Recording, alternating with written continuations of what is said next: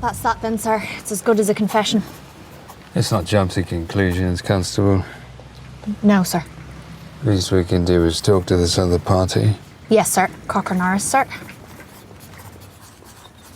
Tell me, did you write everything down in that little notebook? Only if it's important, sir.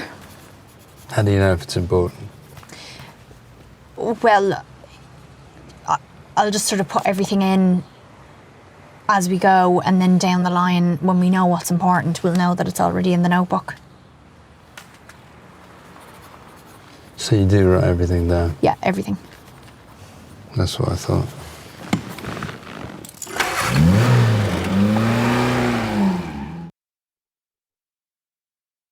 Hello and welcome to Book versus Movie. This is a podcast where we read books that have been adapted into movies, and then we try to decide which we like better, the book or the movie. I'm Margot P. at coloniabook.com, and this is my good friend and co-host, Margot D. of Brooklyn Fit Chick. Hi, everyone. So we had a little break, a little hiatus last week. Thank you, everybody, for being patient. We hope you enjoyed our replay of Harper Valley PTA. A lot of you listened to it anyway, so thank you. Thank you. We are back on track with Mysteries in May, and this year our entire month of programming is dedicated to the work of the incomparable Agatha Christie. Incomparable and underrated. We've talked a little bit about her, just throughout the month, but we cannot stress enough. This is the world's best-selling author. Certainly the world's best-selling novelist, we could say, because she's third, I should say, after the Bible and Shakespeare. Exactly. That makes her the best-selling novelist of all time. More than J.K. Rowling, more than Stephen King, more anybody you're thinking of, more than that. And today, though, we're going to be talking about another massive part of her legacy. She's also one of the most successful playwrights, let alone female playwrights of all time. And today's film, See How They Run, is inspired by her play, The Mousetrap, which is inspired by some real life events that happened. We'll talk about that. But it is the longest running theatrical production in world history. That's all. So more than Shakespeare in this case. The longest continuously running, we should say. So it's been running, I forget, how many years has it been now? It's like 60 some years? Yes, 70 probably. It was in the 50s when it started. Yeah, I think so. So we'll get into it. So at this point, it's after the war. We've talked a lot about Agatha Christie's early life. We spoke a little bit about her life between the wars when she met her husband, Max Mallowan, renowned archaeologist who is a character in this film. And now we're going to talk a little bit about her, I don't know, this is her fourth act after the war, where she is, again, wildly popular. She's cranking out a brand new Agatha Christie story every single year. A Christie for Christmas. It's a British tradition. And she's now starting to get involved with writing and producing plays. This is not her first play. I forget which one was her first one. I just remember that she wasn't thrilled with it. Right. I'm trying to remember here. Towards Zero? There was Murder is Easy. Oh, no, there's earlier ones. There was Black Coffee, Murder is Easy, Towards Zero. The Mousetrap was 1947. Wow. Yes. So from what I could tell, I went back and reread this part of her biography written by Lucy Worsley, Agatha Christie, An Elusive Woman, I believe it's called, which is, again, excellent, highly recommend. And she was a fan of the theater, and it's hard to really convey how very popular she was. This is before social media. And again, for a woman in this era, it's impossible to get the kind of success that she had. But just like with although, we're not happy with her right now, but just like with J.K. Rowling, Hmm. her works were super popular. Let's make them into movies. Let's make musicals. Let's make theatrical productions, and she becomes, a whole cottage industry.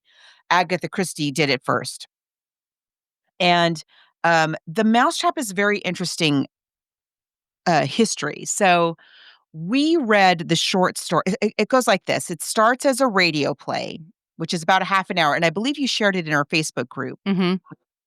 So it's a half-hour radio play, so not long. And the radio play was written, um, as a was it a birthday present? It was for the 80th. Birthday present. It was the 80th birthday of Queen Mary. Yes, they asked her what she wanted for her birthday. This is Queen Elizabeth II's grandmother. So this is before she's Queen Elizabeth II, she's Princess Elizabeth.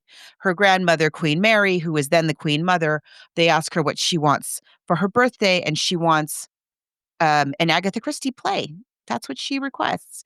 And so Agatha Christie writes this story, The Mousetrap, in a half an hour radio play form. After that, I think it was probably meant to just sort of be a one-off, right? Yeah, and And it that wasn't. And I should say that they didn't record it. They just performed it live. Yeah, So we don't have that recording, but it was so popular and so many people asked for it. So she made a longer version of it. But right. it's the But story. Yeah, go ahead. no, she did it was a half-hour radio show, then it was liked, people liked it, so then she wrote the short story, which you and I wrote. So Hmm. from the play, she wrote a short story, and then from the play and the short story, the radio play and the short story, she adapted it into this longer form, theater piece that we all, know. I've been going back and forth about see, the thing about The Mousetrap is famously that at the end of the show, the actors tell you that now you're part of the whole like legacy and legend, and please do not spoil the ending of the Mousetrap. Now, I will spoil that it is spoiled in the Wikipedia entrance for the play, which the Agatha Christie estate is very upset about, apparently. Hmm. Um, so maybe we don't spoil the ending of the play. Yeah, I don't want to do I don't. that. I don't think we have to, right? No, There's no. a lot of stuff we can do. We will, however, spoil the end of this movie. Yes. So we will do that, but we won't spoil the end of the Mousetrap. We don't want Agatha Christie haunting us. We will we will stick to that tradition.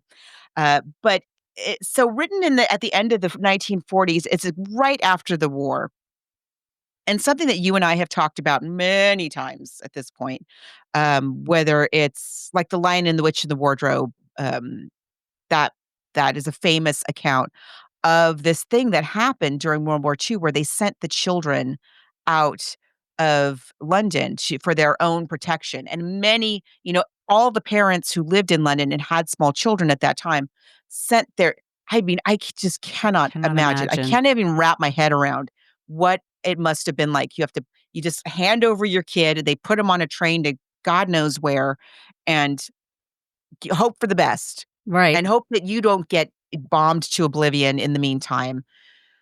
And so every parent in London would have had that experience. And they also would have been aware of the news story, which this whole enterprise is inspired by. So let's talk about that. And trigger warning, Yeah. it's grim, and it really happened, and it's just horrific. It's about these boys that were taken in by a family, and it was because they were foster kids. Because, as Margos said, they sent kids away from the town of London. They sent them to the country because they would be safer there. And unfortunately, it was a tale of two brothers who were taken in by a husband and wife who were cruel. Doesn't begin to talk about what they did to these boys. And some people, and this happens, people take in kids because they want to make that money and they don't really want to put in the work. And so it's a lot of work to find foster people. And I have friends I have a friend in Canada who does foster work for young kids, and it's a lot of training because there are some people who just take that in for that money. This is the case with this couple. They like, oh, it's free labor and we get, right. And they were very young boys, and one of them was abused to death. Basically, he was beaten and abused to death, and his brother had to go to the police and describe his brother's injuries and the repeated beatings that they suffered. And it was a huge row in England. And so then people said, we need to have Child Protective Services. We need to have people in charge of those people to make sure that this doesn't happen again. And then 70 years later, the brother, Dennis O'Neill, Daniel, it was Dennis is the boy who was killed. Daniel O'Neill was his brother, and he just a few years ago he put out a book to talk about, because he couldn't even talk about it for and I can imagine. I mean, wow, yeah, it's really bad, you guys. It is out there, but yes, it's these foster people that these children were placed with were farmers in Shropshire, and as Margos said, like they were extremely abusive. Worked these children like they were 4 adults, right, and then didn't feed them, and just they had horrendous. 3 slices of bread a day. That's what they had. were given to eat. Children that are working all day in the fields. It was just horrifying. So, it's a story that everyone knew about, and that it must have, I'm sure, just rattled everybody, not only because it's just such an awful, awful story, but every single parent reading it had sent their own children off to foster care for a time. And so it was something that really, really resonated with people, and that it's a story that I think we could say they took really personally, and really connected with. And so, and Agatha Christie has done this a couple of times where she takes real life stories and incorporates them into her work in one way or another. Murder on the Orient Express was in many ways inspired by the kidnapping of the Lindbergh baby. We're going to do another episode next week, which was taken from a real life inspiration that was rather well known. So the play, the radio play, as I said, becomes a short story. I thought the short story was excellent. I thought it was really well written. I was very impressed. It's not, it's interesting because she's so good at this that, she has to, by nature, the kind of stories that they are, there has to be a lot of exposition. There's always like everybody's got motives that you got to be caught up on. And it could, in the hands of a lesser writer, could be hitting you over the head with, exposition. But even in the short form of the short story, she's just so precise and deliberate and masterful at the way that she gives the reader the information. And the other wonderful thing about Agatha Christie stories is that again, we said this, we keep saying this, but you could read them over and over again. She's always giving you clues that you could figure it out. If you happen to know all of the whys and the wherefores, you could piece it together. And it's just delightful characters that we have. We'll set the scene. These are very well-known characters at this point. The Mousetrap it's one of those things that, like, you go, I've never seen it. Every time I've been to London, I haven't either. I've never been able to get a ticket. One day I will go and see. I am just really I want to walk under that marquee with the neon lights. I really, really want to do that. But many people, hundreds of thousands of people have seen the Mousetrap at this point. And so these characters are very, very well known and are referenced all over the place, like in the Clue game. It's Mhm. just these are things that you see that happen all the time. This play also, we should say, because it's significant to the movie, was spoofed. And the spoof was very popular. It was a spoof by Tom Stoppard, who also wrote Guildenstern and Rosencrantz Are Dead, just like that play was based on Hamlet. His play, The Real Inspector Hound, which we did in my high school. Really? Yeah. Isn't it a weird play to do for a high school? Yes. I know. We did it, though. But The Real Inspector Hound by Tom Stoppard is a spoof, a goof on The Mousetrap. So let's talk about our characters.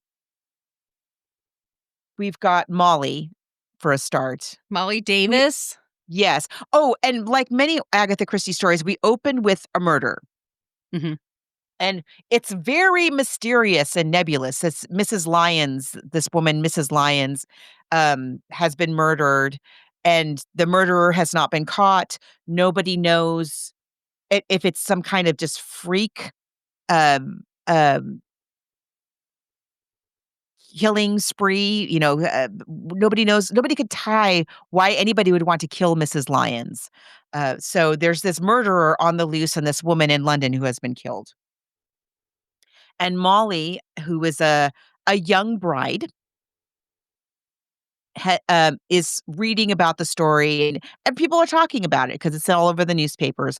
She and her husband, Giles, are starting a business. And that business is that they are renting out, they have like an Airbnb Mhm. sort of thing that we would call today, right? And they have this big old house, and I guess a lot of people did this after the war. They had this big old house, and they're they can't keep up this house on their own, so they're turning it into like an inn, like an Airbnb kind of a thing. So we meet this very sweet young couple, and we learned that they, like a lot of young people about this time, especially in Britain, they got married without really knowing each other that well. Happened kinda fast. I'm sure that happened quite a bit, by the way. Oh, I mean, absolutely. everyone was, but yeah, I mean, they take in these people come in and they can't help but talk about the murder and why they think it happened, and they all come from these different backgrounds, and uh, it, I don't know what else to say. I mean, it's just Yeah. And you know what else that just occurred to me? You know who else got married really young without, really knowing her Agatha husband? Christie, All the Agatha Christie married Archibald Christie, without really and at that time, World War I was looming, right. and people, in a similar situation, people got married just because war's coming, and we're young, and we love each other, so I guess we get married.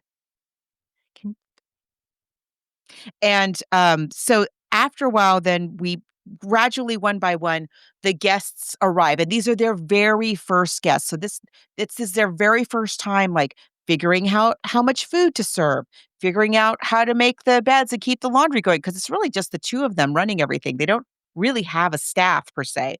Um, and the guests start to arrive, and the first guest is this wackadoo guy. Um Christopher Wren. Maybe he's supposed to be gay. And his name is Christopher Wren. He has the same name as the famous architect of St. Paul's Cathedral. And he himself is a budding architect. He's a young architect, and he's he's sort of he's a little too excited to be there. Just put it that way. Like, he's really excited to be there. He's Something's going hyperactive. on. Yeah. He's very, like, frenetic kind of energy. And then he's followed by, Mrs. Boyle. I adore Mrs. Boyle, and she's an older woman. She's maybe a widow, not entirely sure. I'm trying to find I highlighted, a bit about Mrs. Boyle. Let's see here if I can find it.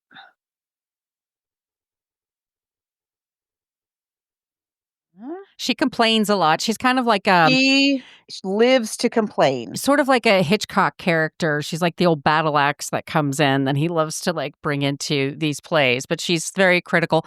And look, and we have to keep remembering these people have been through a world war. She's probably A been bit. through 2 of Yeah, them at this point in her indeed. life. So she's seen it all, heard it all, complains a lot. And she's in fact not more to complain about at the inn.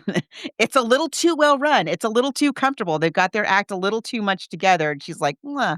And she's so delighted when she's like, "Oh, this radiator's not as warm as it could be." And like it makes her day. She can complain about the radiator. So um, then we have a man who also is an older gentleman named Major Metcalf. He says that he is retired from the army. Other than that, he doesn't really say very much about why he's there. Then we have Miss Miss Casewell. Casewell. And I love the description in Wiki is a strange, aloof, masculine woman who speaks offhandedly about the horrific experiences of her childhood. Yes. Then we have a character named Mr. Paravicini, and he's a foreigner. Italian? Maybe. Mhm. Not entirely sure. And and I say that because he's so stereotypically the foreigner that you, the reader, when you get to that point where you're like questioning everybody, you're like, is he a foreigner? Is he just acting? I'm not sure. Like, what's his deal? Then we have the character of Detective Sergeant Trotter. We'll get to him in a minute. Mhm. And then there's also a voiceover character. Now, so everyone arrives at the manor house. They're all getting to know each other. Molly and Giles are sort of sorting out, oh, we're going to be, again, this is right after the war. So they didn't have easy access to everything, food, luxury items. And so, they're trying to work out how they're going to make their, you know, we're going to serve such and such from cans and such fresh. How are we going to balance this all out for We also everybody? talked about that, like the meat shortage that happened, and so a Yeah. lot of their meats were canned, and the people got it from places like Denmark. What was the 84 Charing Cross Road? That was the Yes. right. Right. Yeah. Yeah. So they talk about how, and it's exactly this period that when she's sending those packages to 84 Cherry Cross Road. So everyone is there. They're all getting, cozy and comfy in the manor house. And a snowstorm hits, a bad one. Mhm. And Molly and Giles, Miles and Jolly, Molly and Giles are a little bit panicky because, I don't know that we have enough supplies to last through a storm if we're snowed in, and I don't know. The phone rings, and they get this kind of abrupt message that they're saying it's the police and that they're sending an officer out to them. And Giles is like, I don't know how you're going to do that. We're snowed in. And they're like, don't worry about it. Your safety is more important than anything else. We're going to send an officer. And they're like, okay.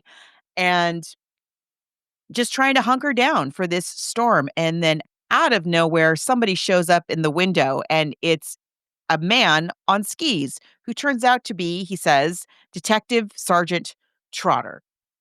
And he's claiming to be there for their safety because there is a murderer on the loose. Mhm. And so, again, we don't want to spoil, but gradually is there one more? There's definitely one more murder. Yeah. There's one or two more murders that happen.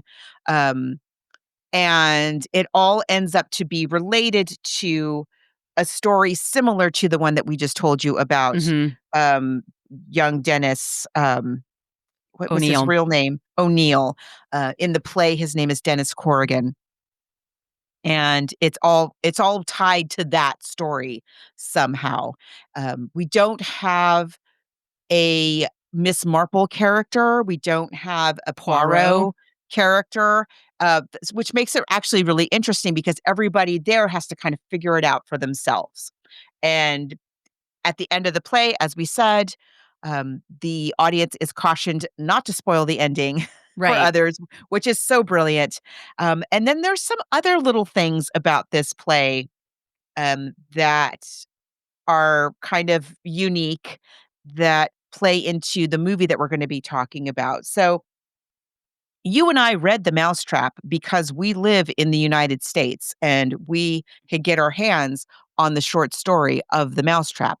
If we lived in the UK, that would not be quite as easy to do because it's a clause. Agatha Christie had a few clauses about The Mousetrap. Um, she lived to see it run for an extraordinarily long time, even in her lifetime.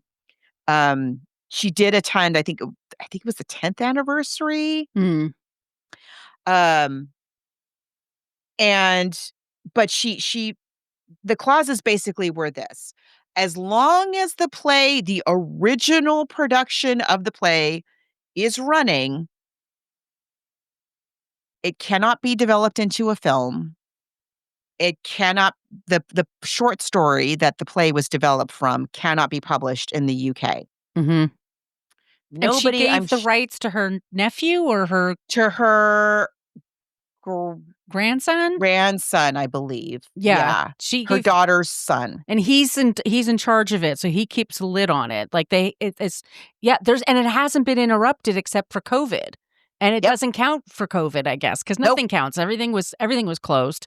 So Everything was cuckoo for COVID. yeah. And so because technically the original production has never stopped running, Mhm. they've never been able to make it into a movie, and they've never been able to publish the short story in the UK. So I'm sure if you live there, there's a way to get your hands on the short story, but for us, it was extremely easy. It was very, very simple Yeah. matter to get that short story and read it. So there have been attempts, to make various versions of it. It was produced. Um, there is a production, an Indian film that is based on the Mousetrap that was produced in 1960. It Interesting. was, I know, Witness for the Prosecution was made into a film, and that was very, very popular. And so it was all the more reason that Hollywood really, really wanted to make a movie out of the Yeah. Mousetrap.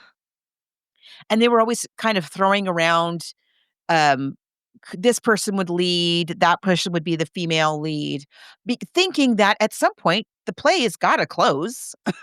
They all do. I mean, you and I, in our lifetimes, have seen very, very So popular many. musicals and Cats. plays. Cats, for example. I mean, Les Mis. I mean, some of them just go on and on and on forever, but they do at some point stop. I mean, other shows get created and films are made from them. So then people know the beginning, middle, and end, and then they don't go see it. So it's shocking. I do have, so in front of me, I have the first performance was 1952. And then it was it was at the Ambassador Theater, and then it moved to St. Martin's Theater. It had the 10,000th performance in 1976. In 2002, the 50th anniversary, a special performance was attended by Queen Elizabeth II and Prince Philip. In November 2012, November 18th, 2012, the 25,000th performance starred Patrick Stewart, Julie Walters, Hugh Bonneville, and Ian Glenn. It's still running. I mean, I don't know what to tell y'all. And it's fine. I mean, it's a fun.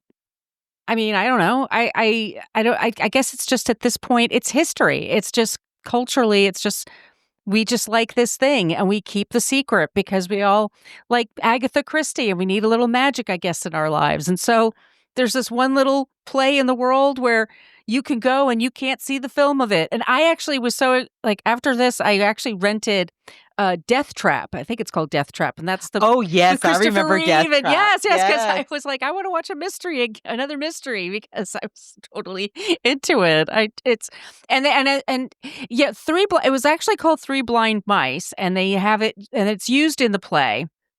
The notes are used in the play, but there was Yes. another person who also had a play, Three Blind Mice. So that's when she had to change it to the Mousetrap. Right, which I think is great. Yeah. I I think it works extremely well because there's allusions to Three Blind Mice, um, eerily, when you get to Oh, the right. to The the story of solution and Three you Blind find out, Mice. Whew. yeah, and but significantly to this story and the original story that it was based on, there's a line, "They all went after the farmer's wife." Mhm. um, who cut off their tails with a carving knife, if you recall. So she had this thing that she did, where she would write. She had a phase where she wrote mysteries based on that were titled after nursery rhymes. One, two, buckle my shoe was one of them. I'm not remembering all of them right now, but um, there are different novels of hers that she for a time she would have them. I think Hickory Dickory Dock was one. Anyway, Or was that Andrew Dice Clay? Sorry. there were when the Mousetrap opened on the 25th of November, 1952, there were 43 other plays, um, in production in London. Again, nobody, especially because of her previous play, um, nobody thought that it would go. I mean, There's no way they they could really, predict this. how could you know? Yeah. And also, she famously, is more than with her novels, really um, this play, but her other plays as well, uh,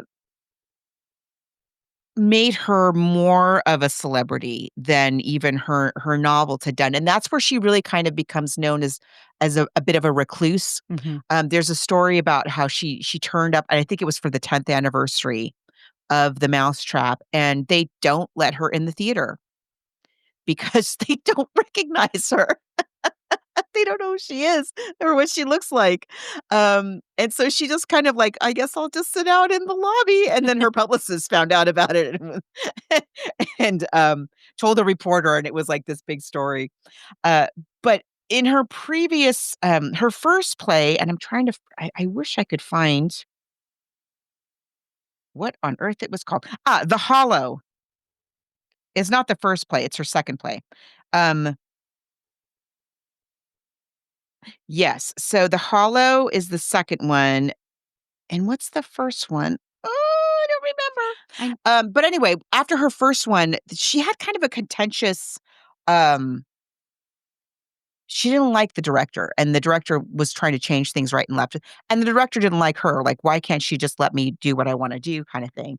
And he was really very mean about her, in the press, called her like an old battle axe or something like that. Mhm. And so, understandably, she was like, "Well, why do I need to volunteer for this? I got work, I got novels to write and stuff I actually want to do. I don't need to show up for this." So she was very famous for not showing up to her various things where she was supposed to be celebrated. She did not like being the center of attention, which I totally get because Mhm.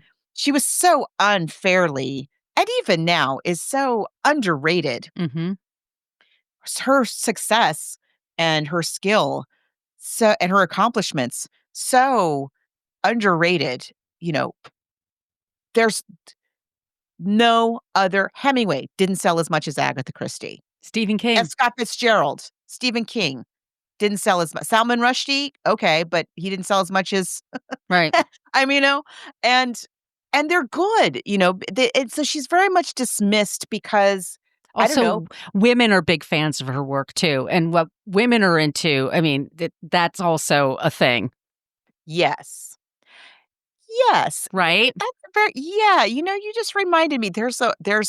What is your name? There's this woman on Instagram that I follow, and she calls herself Horrible, Mean, Bad Woman.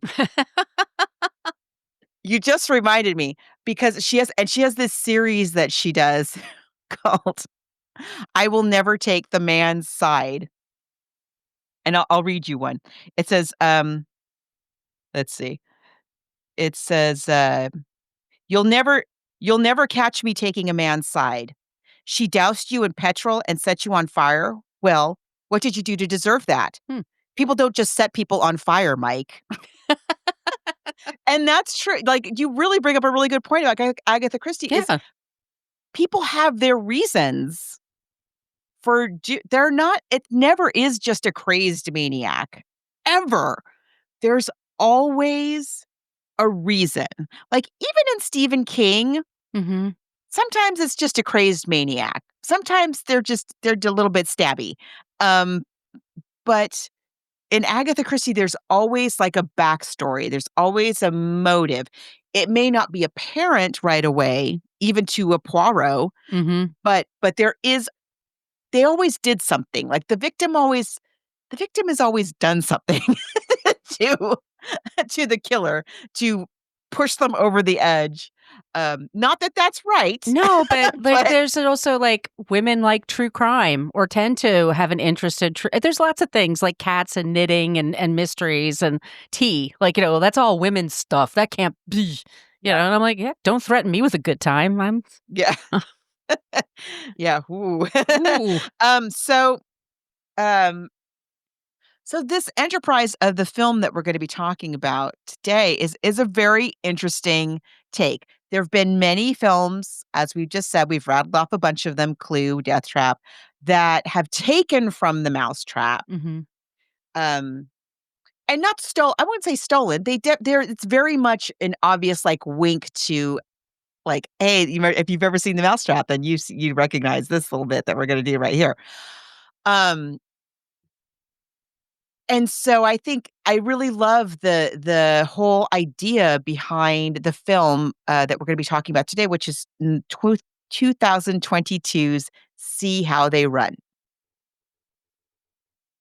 And I think, have we got We have a trailer? We have. Okay, let's play the trailer. Victim's name is Leo Kopernik, sir. Seems he was killed in the costume store.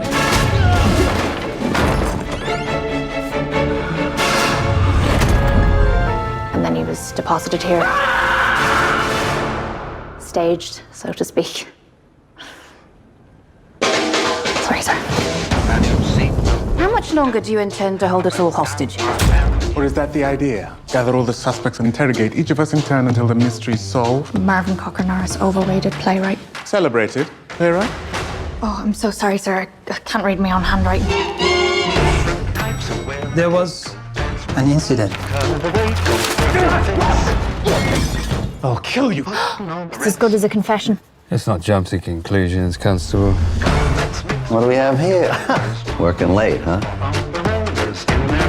He killed Kopernik to hush up the affair. Case closed. I'm doing it again, aren't I, sir? Jumping to conclusions. Yeah, a little bit. You've never heard of Richard Attenborough. A real-life detective. I understand that you came to blows the night in question. It was me, Inspector. I arrest you for the murder of Leo Kopernik. We have a serial killer on the loose. Please stand back. He keeps the key under the mat. We are no longer merely suspects. We are also potential victims.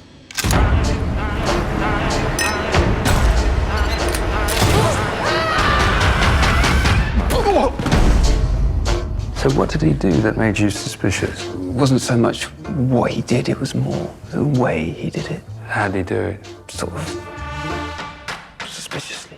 Right. Sorry, sir. How much longer do you intend to hold us all hostage? Or is that the idea? Gather all the suspects and interrogate each of us in turn until the mystery's solved? Marvin Cocker-Norris, overrated playwright. Celebrated, playwright? Oh, I'm so sorry, sir. I can't read my own handwriting.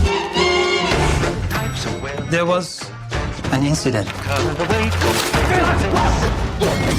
I'll kill you. It's as good as a confession. Let's not jump to conclusions, Constable. What do we have here? Working late, huh?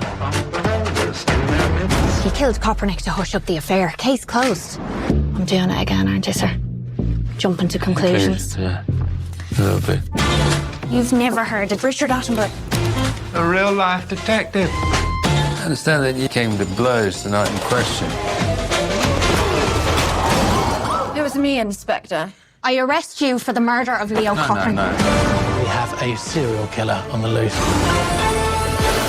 Please, stand back. He keeps the key.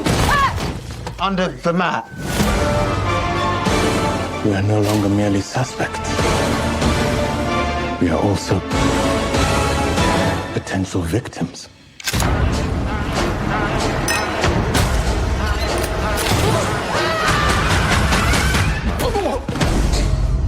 So what did he do that made you suspicious? It wasn't so much what he did, it was more the way he did it. How'd he do it? Sort of suspiciously.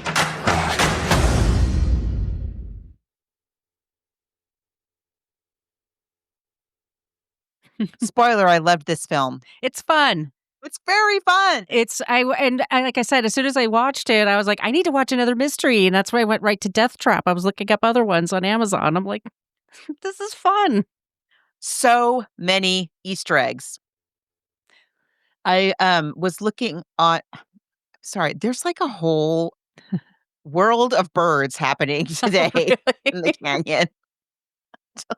I don't know what they're up to. There's like, yeah, sorry. I have a fly in my apartment. It was my fault because I didn't put the screen right, and I can't stop thinking about it. It just keeps like showing up everywhere. I'm like, go away. Something like it triggers our lizard brain to be like, "Bleh." Anyway, sorry everybody. I was watching the trailer on YouTube, and one of the comments on the trailer was my favorite Wes Anderson film that he didn't direct. Very It's very true. that. It's very cute. It's a little twee at times. Which is Fine. so is Agatha Christie. Yeah. Let's get into it. So first of all, let's start off. We've got Tom George is our director. Mhm. Written by Mark Chappell. Mm-hmm. And our cast. I love this cast. Yeah, Sam Rockwell, Saoirse Ronan, Adrian Brody, Ruth Wilson, Reese Shearsmith, Harris Dickinson, David Oyelowo. I never say his name, so I'm sorry. And there's many more. I mean, we start with it's Sam Rockwell. So they're leading up to the 100th performance of Death Trap. And there is a party celebrating, right? And yes, she sends a telegram. Agatha Christie sends a telegram that she's not attending, right? Which was very her. And she instead sends a big elaborate cake to the party. So it's a party to celebrate the 100th performance of this historic play. And so the play is already a hit when the movie opens. We begin with, so we meet all of the all of the actors in the play, including Richard Attenborough and Sheila Sims, his wife, who I was just saying, I did not know that they were involved in this production in their early careers. They were married for so long, you guys. Yes. Both wonderful, wonderful actors. We've talked about Attenborough when we talked about Jurassic Park. Jurassic Park. That's what he's probably most known for. I love him at And Jurassic his brother Park. is David Attenborough? His brother is David Attenborough. They have longevity must run in that family because they live Right? very long lives. Yeah. Right. I mean, it opens and there's Adrian Brody plays an American director and he wants to buy the rights and they're trying to explain like we can't sell the rights. This is, it's not going to happen. But American producers and directors being what they are, they're just trying to be pushy about it. And he's the first person that's killed is Leo Kaepernick, who's played by Adrian Brody. Yes, and he is terrible. He's awful, but he's an awful, awful person. But he's played very well by Adrian Brody. He's a great actor. I mean, yeah. And he's terrible to Sheila Sam. Dickie, that's what they call him, Dickie Attenborough. Like, he punches him. He's killed backstage. So we're establishing like he has multiple enemies in the room. Yes, at the party, and not in the room. Also, right. Like there are other people who are not there. That he's just an awful person. He's a terrible, terrible person. And as often happens in an Agatha Christie story, not that this is one, but as often happens in an Agatha Christie story, when you meet the person who was a terrible, terrible person to everyone, they're probably the victim. So yeah, that's the first victim. Just like in Death on the Nile, right? So that this is, yes, he's our first victim. Now we also meet, so the play is a big hit. It's 100 performances in, which is just a blip on the radar for this production, but they don't know that yet. We have a little bit of a battle also going on between the play's producer, a woman named Petula Spencer, who's played by Ruth Wilson, and John Wolfe, who was the producer of The African Queen. Right. He's played here by Reese Shearsmith. And Reese Shearsmith has been promised, basically, in a sort of verbal sort of a way. He's been promised by the producer, Petula, that, hey, as soon as this play wraps, as per Miss Christie's stipulations, as soon as we wrap, the rights go to you, John Wolfe. You're the one who's going to get him. And John Wolfe's like, well, great. I mean, how much longer could this play possibly last? I got to start planning now. I got to hire a director. We got to start thinking about who's going to play these leads in this film. And we have to do it quickly. And we have to do it quickly because the show could close at any moment. Right. Because it's the theater. Nobody knows that it's the Mousetrap, though. So the police show up. The police show up to investigate this murder. And oddly, so he's murdered backstage. Leo is the director, the obnoxious American director. Even Mr. Wolfe, the producer, who's British, he hates this man. And he's killed backstage, but then his body is deposited on stage, like just very arranged on the set of the Mousetrap. So the police show up, and it's Inspector George Stoppard. Remember, we talked about Tom Stoppard, who spoofed the Mousetrap in The Real Inspector Hound. Again, the Easter eggs. We're not even going to hit all the Easter eggs in this film. There's too many. I need to watch the movie a couple more times because I'm sure there's stuff there that I just missed. Yeah. Sam Rockwell, who is delightful. He's always great. He's scruffy. You get the impression right away, this is not their top guy they're sending to investigate like the big Hollywood director's murder. They send this guy? Okay. And they've sent to help him Constable Stalker, an energetic and eager to please officer who is assigned to assist him. So she's getting ready to take her exam to be a sergeant. But she's kind of a newbie police officer. She's also a woman in, mid-century England. And she's also, we find out, she's a war widow. She's also a war widow. And she has 2 kids. Yes. I think of Saoirse Ronan like all the time because I have to spend so much time in Sacramento. Oh, yeah. And Lady Bird. Lady Bird, which is based in Greta Gerwig's hometown of Sacramento. There's a massive, really quite nice mural of Saoirse Ronan. Really? She's from Brooklyn, actually. She was born here. Oh, I didn't know that. Yeah, she was born in Brooklyn, but she moved to Ireland. I think she's like 2 or 3. And she speaks with an Irish accent, and they let her just keep her accent in the movie, which I think is great. Yeah. Love it. So this is not the A-team that they sent. That's a good point. And we learn that they're not sending them because everybody else is investigating this other very, very famous murder that happened. And I'm not finding it here in my notes, but it's a real murder case. And so all the A-team officers are tied up investigating that case, and they send the B or C or possibly even D team of Inspector Stoppard and Constable Stockard. So there they are. And as we just saw in the trailer, Constable Stalker writes everything down. Absolutely everything, including don't jump to conclusions. Very sweet. So they proceed just like you do in Agatha Christie procedural. We go and we investigate and we interview all of the people who were there.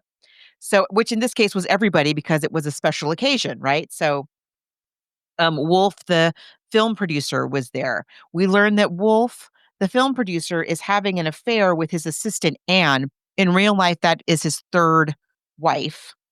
People are pretty sure he was also gay.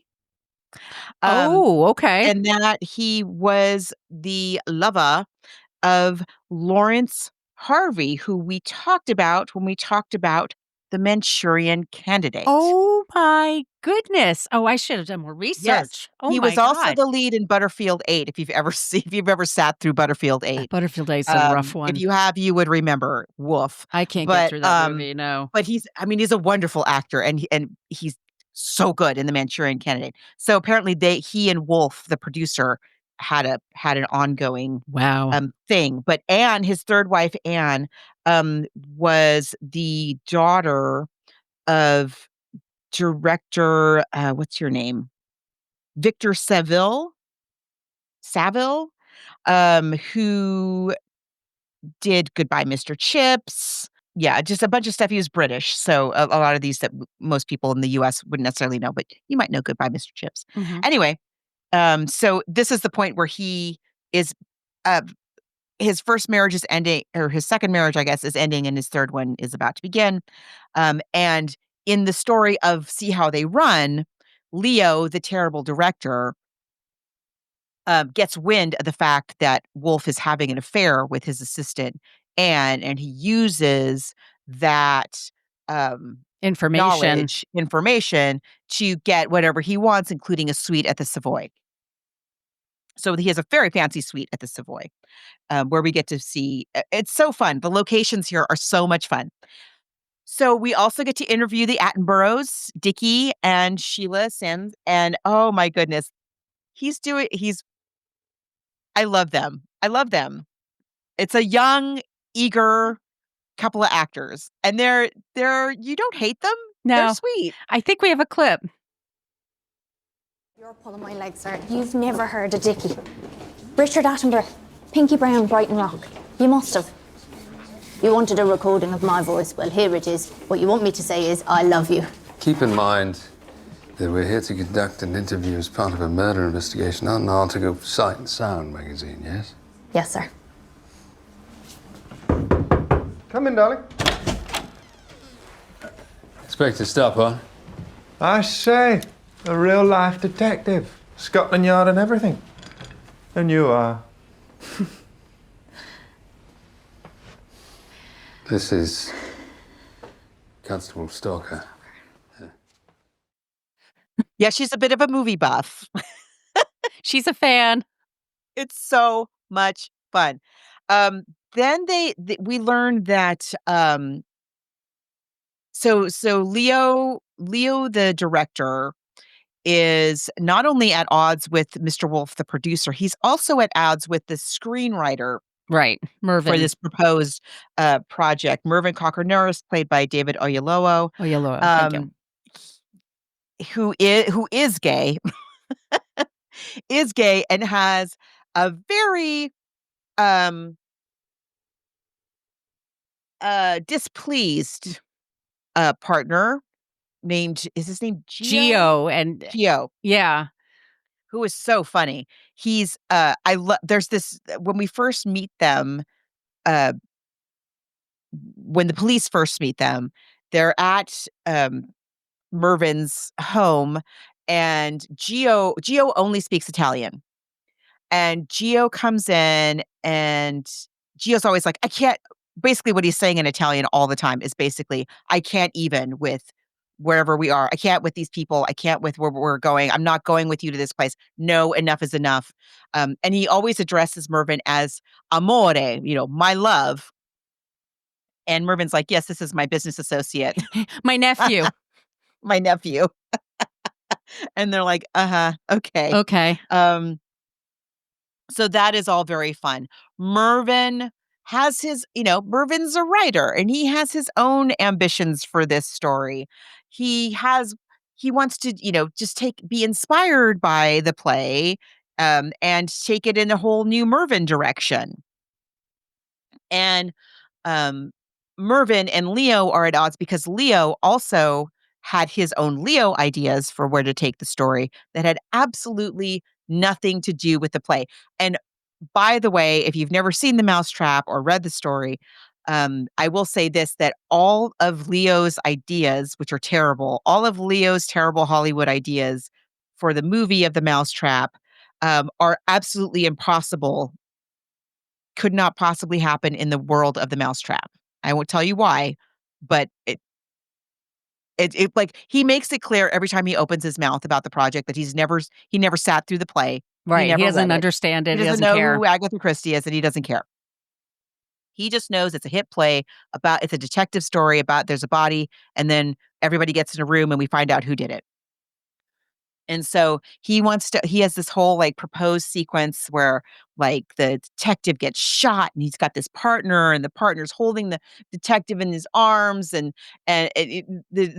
we hear Hank Williams in the background for Right, some Hank reason. Williams. And they're like, cops in Britain don't have guns. Hey, this is how do you arrest people? And they just like stop in the We name of tell the them law. Which is so true. Which is true. Todd and I in the when was this? In the early 2000s, we spent a summer in London. He was doing a show there, and one of our favorite television shows. We so enjoyed the television. This was like when The Office was on, the original Office. One of the best shows that I saw was the British version of Cops. Bad boys, bad boys. Right now, here in the U.S., Margot, when the cops approach you and you run away, what happens next? Oh, they shoot you. Yeah, they're gonna shoot you next. That's when what they we get do. to shoot you. That's where we've become. Yeah. So British cops was like, oh, we've got word that, some teenagers are possibly selling drugs in this park. And these cops like walk up to the park and the teenagers are like, whoa, and they drop the drugs and they run away. And the cops go, stop, you. And they stop.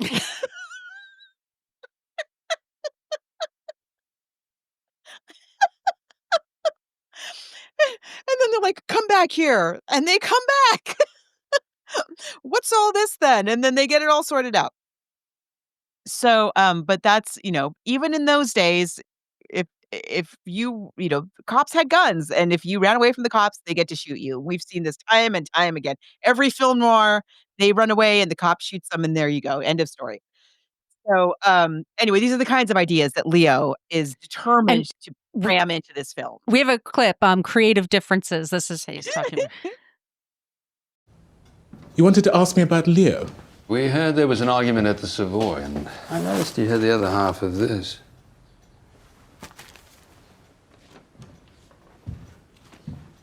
Inspector, that was a contretemps, nothing more. Read that.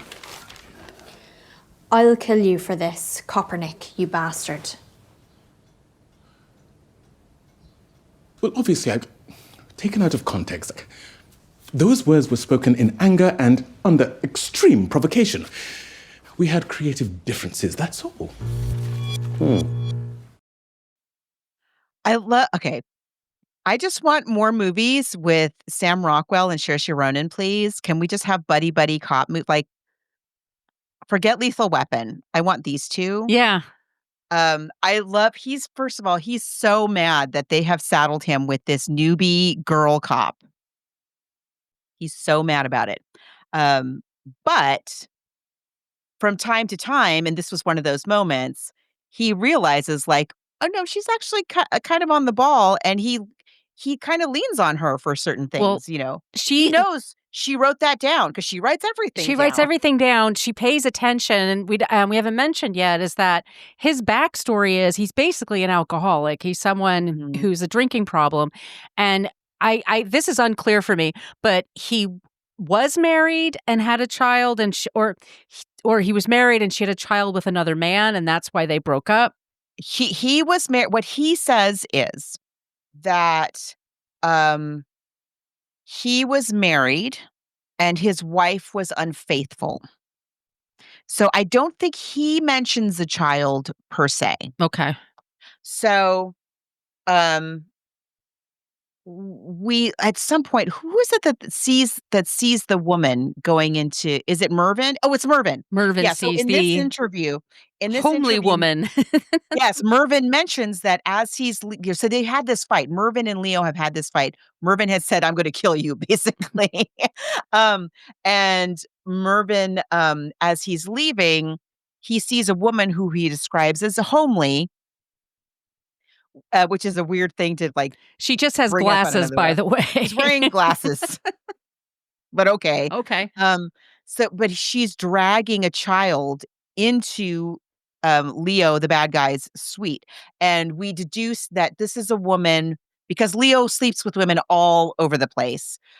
This is a woman who he's fathered a child with, and he's not um doing right by them. Not that he was necessarily married to her, but they had a child. Mhm.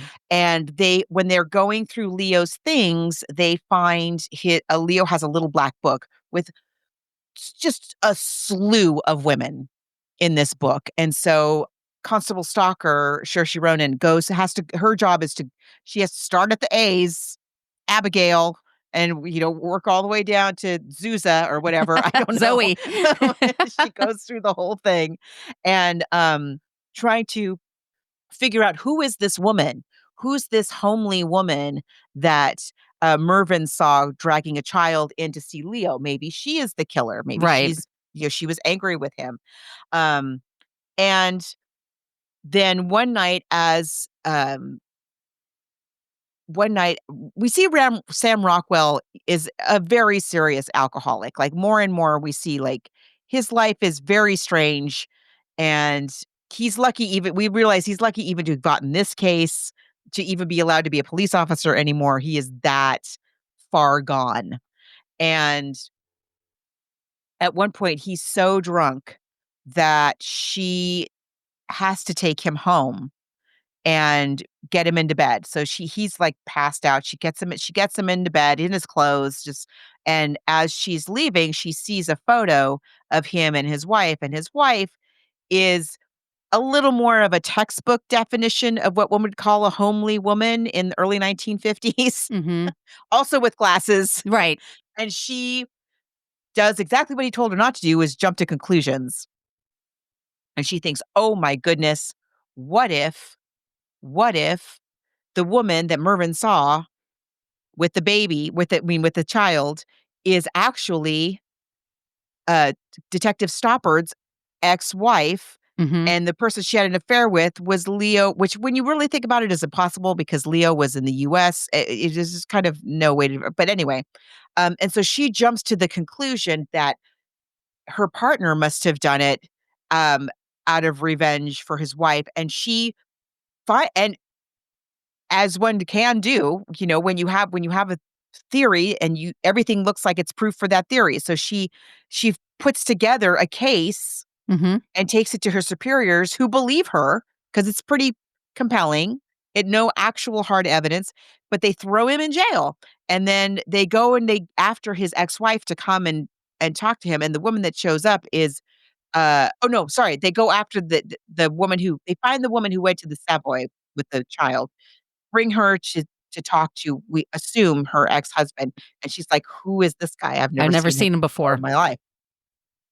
Well, And she's there's like, also "Uh-oh." another murder that happens. So they go to the theater and they actually start to see the play, and then there's some shenanigans going on backstage, and so they all both go backstage, but everybody's taking off in different directions, and then it's Mervyn that's killed this time. It's Mervyn, which is one of the reasons why she jumps to that conclusion, because Mervyn is the only one who has said he laid eyes on that woman. Mhm. And so if it was the detective's wife, then he would want Mervyn dead so he wouldn't be able to identify the woman. So anyway, so now we have two murders and a Constable Stalker who made a big mistake, and Detective Stoppard is not happy with her, doesn't want anything to do with her, is like, basically keep 5 paces behind me at all times from now on. And yet he's still on this case. Yeah. Well, they want to find out what's going on. So then, in a very, again, it's all, there's so many nods to Christie. Like at one point, they, one of the people, I think it's Mervyn, lives in the same apartment complex as Poirot, where Poirot lives in the series, that beautiful Art Deco apartment building that he lives in, which I freaking love. It's called, I forget what it's called. And eventually all of the cast and the film producer, Mr. Wolf, and his assistant slash future wife, Anne, they all mysteriously receive invitations to have dinner with Agatha Christie. And all of them are like, oh, this is great, because she didn't make it to the party, and we're Right. all starring in her play or involved in the production somehow. Nobody questions, like, of course, Agatha Christie invited us for dinner. That's so cool. Like, she didn't want to be out in public, but she's invited us over to have our own celebration just with her.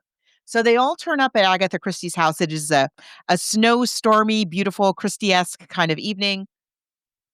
And they kind of all show up at once, and the butler's like, "Who are you and why are you here?" And her husband, Max, comes out, the Max Mallowan, the renowned archaeologist, and is like, "Oh, these are the people from the Mousetrap. And you're all here at once. Oh, Agatha invited you. She didn't mention it, but come on in." Because he knows who they are, right? So they all go in and nobody knows why they're there. Agatha Christie does not come out to greet them right away. She's busy washing the dishes and working on a future story. I forget which one. It says which one it is. She mentions the character, and if you love Agatha Christie, you'd be like, "Oh, she's working on such and such." So many Easter eggs. Yeah. He makes them a cocktail based on his work in Mesopotamia. She wrote a book called Murder in Mesopotamia. So, eventually, independently, Detective Stoppard, and, Constable Stalker work out who the murderer is. And they realize they both show up at the murderer's, um, apartment at the same time, and they find a similar invitation that everybody else got to go to the home of Agatha Christie, and they're like, "Oh, crap. We need to go to the home of Agatha Christie right now." So Stoppard is still mad at Stalker and is like, "No, I need to go to Agatha Christie's right now. You need to stay the hell away from me." So he goes out there, and then we see, like, a little while later, like, she's trailing him in her little teeny little car. Um, and he shows up. So Stoppard shows up and, reveals that the murderer, and I think this is so clever. Yeah, it was Spoil great. it for you. We're gonna spoil it for you, so here we go. The murderer is the usher at the theater. Dennis Corrigan. Dennis Corrigan, who is the real life person, the brother that we mentioned at the top of the show, whose brother was killed by these foster parents. And the reason that he has killed uh, Leo and killed Mervyn is that it has been absolute agony for him that his very traumatic life Right.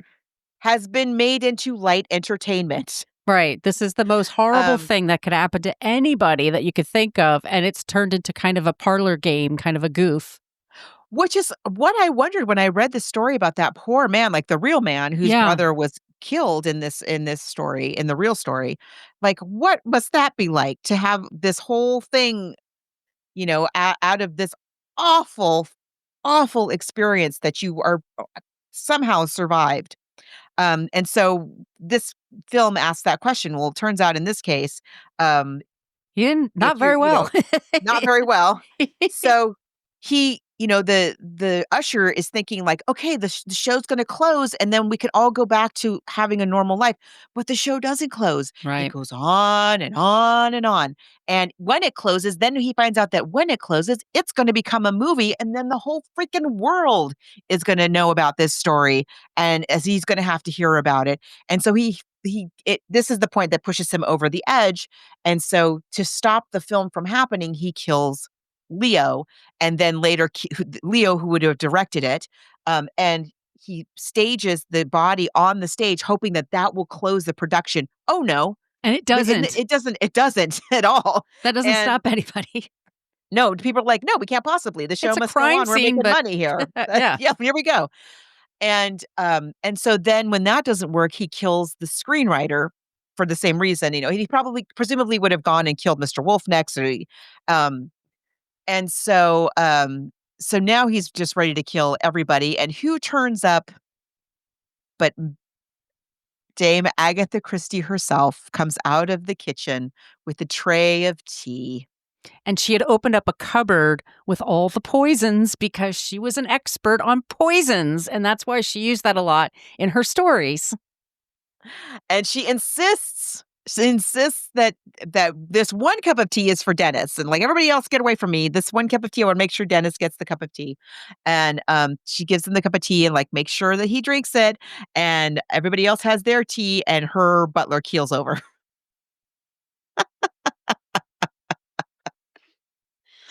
Absolutely delightful. So in the end, Constable Stalker saves the day because she showed up to back up her partner. Mm-hmm. And then she passes her exams to become a sergeant. And everyone lives happily ever after. And the play is still going on to this day. And it's just delightful. It is so much fun. I really want to go back and watch it again and see more of the stuff that I missed. Yeah. There are many references in the dialogue to not only to Agatha Christie, but also to Shakespeare. We forgot to mention also about Mousetrap, Mm-hmm. that in Hamlet, and somebody in this film uses the line, "The play's the thing," which is the line in Hamlet when he decides to use the actors who are there to do a play. The play is the thing in which to catch the conscience of the king. He has the actors act out what he knows his uncle has done to kill his dad and take marry his mom and so on. And the name of that play in Hamlet is called The Mousetrap. And so there's lots of Shakespearean references on top of the many, many Agatha Christie references, all kinds of names of people and places. And like when Stoppard tells Constable Stalker that he's going to the dentist to get away from her because she just shadows him everywhere. Right. Because she just wants to soak up, just to be a sponge. She's trying to learn. She's trying to learn. She's got a Yeah. little notebook and she's writing everything down. And he's like, could you just give me 5 minutes? So he tells her that he's going to the dentist, and when he's really going to the pub, and she has to find him. She sees a clue and she's looking all over for where there's a dentist nearby, and she finds a building that has all these dentists, and all of those dentists' names come from Agatha Christie stories. I mean, it just goes on and on and on. It's so much fun. The music is great. The costumes are wonderful. Love the cast. Really, really love the cast. I love the choice of I love um who plays Lucian Masamati as Max Mallowan is delightful. Yeah. And if you've ever read anything about Max Mallowan, I mean, that is pretty much how he's always described it. Is people just really liked him a lot. He was very jovial and He was a good partner for her. Yes, yes. Mhm. And Shirley Henderson as Agatha Christie, she does not look or sound like Agatha Christie. Agatha Christie was much kind of a larger woman, just in stature. Shirley Henderson is little tiny. If you remember from the Harry Potter series, she played Moaning Myrtle. She has Yes. that little kind of baby voice. She's a 24-hour party people. I love her. I think she's just wonderful, and she's terrific as Agatha Christie.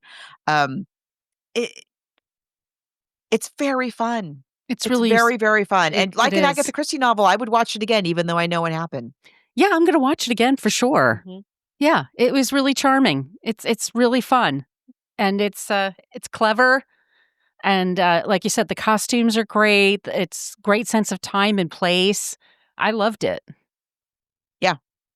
So book, this is a little tricky one because it's not. Yeah, because it's not a direct. Yeah, I'm going to pick and the the movie. book is wonderful. I'm going to pick the movie because Yeah. I kind of like. I don't know. I just found it very charming. I will watch this again and again. I haven't seen the Mousetrap live. I mean, I hope to one day. I mean, Me too. but I'm going to pick it this time. It's just a very sweet love letter to not just Agatha Christie and her work, but also to her fans. Yeah, it's a real fan it's service. Yes. it's lovely, and yeah, I also am gonna just give it to the movie for this week. Although the story is super good, and if you can get your hands on it, please do read it. Now, although next week we will technically be at the very beginning of June, we missed last week. And it really seemed like we could not say goodbye to Agatha Christie without doing a Miss Marple story. Yeah. We have to do Miss Marple. We haven't even barely talked about Miss Marple. So um, there are so many, just like Poirot, there are so many. I think I love every single Miss Marple actress that I've ever seen do the role, starting with Margaret Rutherford. If you've never seen Margaret Rutherford as Miss Marple, do yourself a favor. She's the Miss Marple of Agatha Christie's lifetime that Agatha Christie knew. She is hilarious and so smart and funny. But I love all the Joan. What's her name? Joan Hickson. Geraldine. Oh, they're all escaping me right now. I'm so sorry. We'll talk about them next week. Well, we will. Absolutely. But the movie that we've chosen out of the many, many, many, many that we've decided to do is The Mirror Cracked, and the version with uh, Elizabeth Taylor, Rock Hudson, Yep. Kim Novak, Yep. Geraldine Chaplin, Yep. Tony Curtis, Yep. and starring Be Still My Heart, Miss Angela Lansbury as Miss Marple. The Mirror Cracked. And the story behind it is really good too. So we hope you'll join us for one more Mystery. week of Agatha Christie. One more Agatha Christie mystery. Yeah. And we will be back next week with The Mirror Cracked. So in the meantime, we forgot to do kind of our shout outs. I mean, if you want to follow us on social media, we do have a basic Facebook page, Book versus Movie, but we're much more interactive in our private Facebook group. So you type in Book vs Movie Podcast group and ask to join. We talk about mysteries there, everything like that. We're on Threads, Instagram, and Blue Sky. And at those places, you spell out book versus and movie. We have an old-timey email, bookversusmoviepodcast@gmail.com. You can reach out to us there. And we do have a Patreon if you want to support us. So all the clips we play today, we put that on Patreon for free. But what we also put on Patreon for those who pay is our past episodes. We're doing the show for 10 years. So we're doing everything from 2022. And then previous to that is up there. And coming up, we had the Joy Luck Club just dropped. We have the 7-Year Itch, Gaslight, The Spy Who Loved Me, and The Boys in the Band. Those are all dropping in June for the Patreon members only. So if you want to sign up and support us, we just use that money for the books and the movies and the costs for putting the show together. But we want to thank you all for that. And Margot, where can they find you? You can find me online at coloniabook.com, and all my social media callouts are at She's Not Your Mama. And where can they find you? You can find me at brooklynfitchick.com. I'm at Brooklyn Fitchick for Threads and Instagram. I'm at Brooklyn Margot for Blue Sky and TikTok, and at my YouTube, where we put these on our YouTube pages. It's at my name, Margot Donahue. Okay, everyone. Thank you so much for checking us out. We'll be back soon with a new Agatha Christie for you. I understand you met WPC Stalker last night. I did, yes. Constable? Inspector. A very capable officer. Or at least she will be once she gets the proper instruction.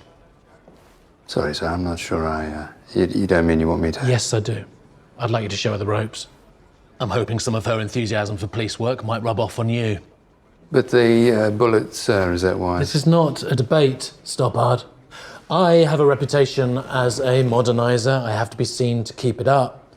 I have said in public that I think women are the future of the force. Absolutely, sir. I agree. But we're not looking for stolen sweets or a lost bleeding bicycle. This is a murder investigation and she is inexperienced. They were inexperienced in the war. Ask Jerry how that turned out. Yes, sir, but... That will be all. Thank you. Commissioner? Inspector. Constable. Inspector. Commissioner. Constable. Thank you so much for listening to the Book versus Movie podcast. We're a part of the Spreaker Podcast Network. Go to Spreaker.com to check out all of the shows they offer. We ask that you make sure to subscribe to our podcast, Book vs. Movie, in your podcast app, so that way you'll never miss an episode. If you want to interact with the Margos, the best place to do that is in our private Facebook group. Go to Facebook and type in Book vs. Movie Podcast Group and ask to join. On social media, you can find us on Instagram and Threads. You spell out Book versus and Movie. Our email is bookversusmoviepodcast, spelled it all out, at gmail.com. This is Margot D, and you can find me at my blog, brooklynfitchick.com, and I'm at Brooklyn Fitchick for Threads and Instagram. And on TikTok, I'm at Brooklyn Margot. I'm also at Brooklyn Margot for Blue Sky. Margot P. You can find her on all social media at She's Nacho Mama. We really appreciate the listen, and if you have ideas for us, we not only cover books, but also short stories, magazine articles, plays, songs, poems. Be creative. If it's been adapted into a movie, we may just cover it. We just ask that the movie be available on a major streaming platform. We'll be back soon with a new episode.